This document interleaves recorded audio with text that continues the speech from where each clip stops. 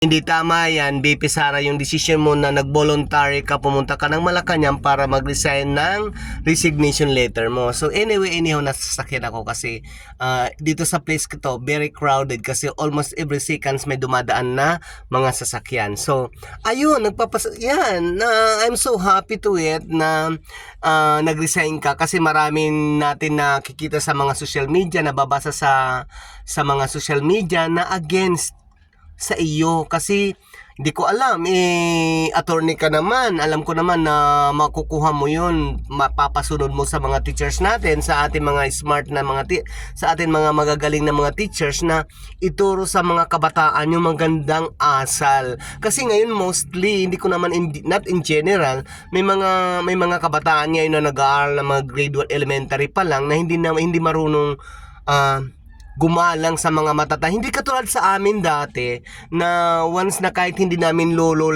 namin, kahit hindi namin tinatatay namin, pag nakakasalubong namin sa daan, kasi yun ang sinasabi ng mga teachers namin noon, na once yung mga nakatatanda sa iyo, pag once na makasalubong ka, mag-bless ka as a Catholic.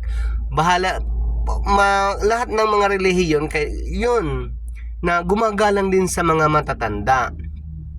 Yung aming kapanahon na noon, pero ngayon kailangan talaga yung DepEd Secretary na manumbalik ang tradisyon, ang mga ugali ng mga kabataan na maging maginoo, marespeto sa mga matatanda, sa kapatao niya, na matatakot magbitiw ng salita ng potang, hindi katulad yung ex-president natin na uugod-ugod na halos, yung pa rin, remaining pa rin, pati yung mga anak niya na impluwensyahan niya na magsalita, magbigkas ng putang ina. So hindi maganda yon sa mga kabataan, narinig sa mga kabataan kasi mahirap na. Kailangan talaga yung may humawak sa DepEd, Department of Education, na turuan ang mga magagaling natin na teachers, na turuan nila yung mga kabataan from kinder hanggang doon sa college na gumalang at rumispito sa kapatao.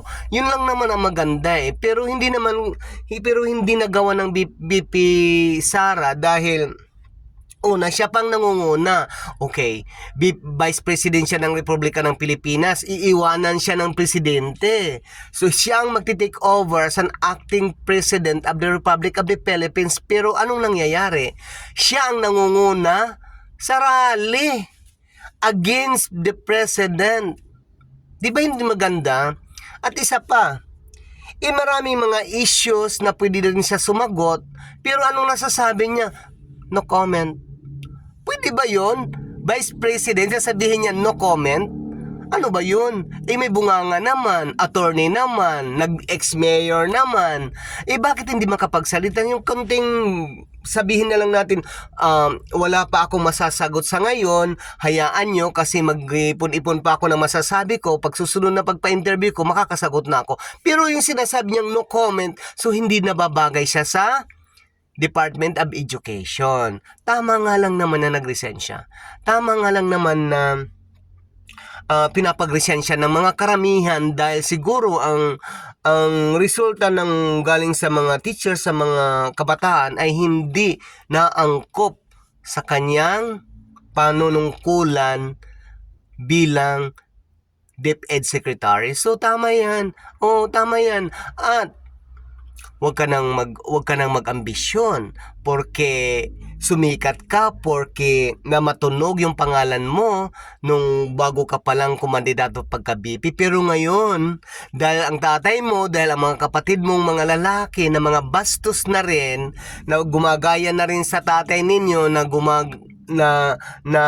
nagmumura, reflection from tatay to daughter to sons, ganon, natatamaan kayo. At saka baka iniisip nyo mga Duterte na mananalo pa rin kayo, especially sa national. Baka naman kaya ka nagmamalaki BP na hindi ka nag-alanganin mag-resign kasi siguro ang nasa isip mo ay malakas ka pa rin sa media, malakas ka pa rin sa masa.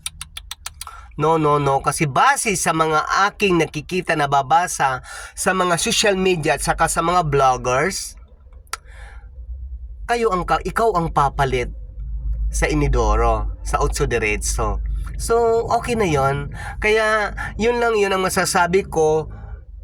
Tama nga naman, able ka mag-resign as ang DepEd Secretary kasi wala ka talagang nagawang maganda para sa edukasyon, para sa mga bata. So, yun lang po. At huwag ka namang hagad ng presidente sa susunod na election. Wala. No, no, no, no, no. Wala nang bubuto sa inyo. Kasi, ang tatay mo na ex-president na puro na lang pag-iinggit, puro na lang pagmumura, puro na lang pang ano sa presidente ngayon, hindi maganda kasi kami, hindi katulad yung dati ng mga dating Pilipino, dati na mga butante ay tamark lang, tamark, okay na. Basta mabigyan sila ng 5, tamark, okay na. Pero ngayon, meron na kaming isip na iintindihan na namin kung sino talagang karapat dapat. So, hindi na kami pwedeng sabihin ninyo, magrarally kayo, mag-ano kayo, mag-extract sa EDSA. Noon lang yun, kasi ang mga tao noon, yung karamihan ay mga idiot.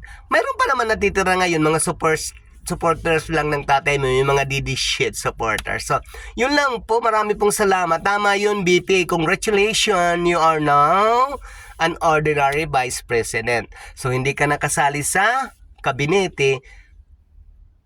Hawakan mo na lang sa Vice President. Kung ano man ang trabaho ng Vice President, sige dyan. Kung magtitinda ng yung mga durian, sige, go ahead. So, yun lang po. Bye-bye.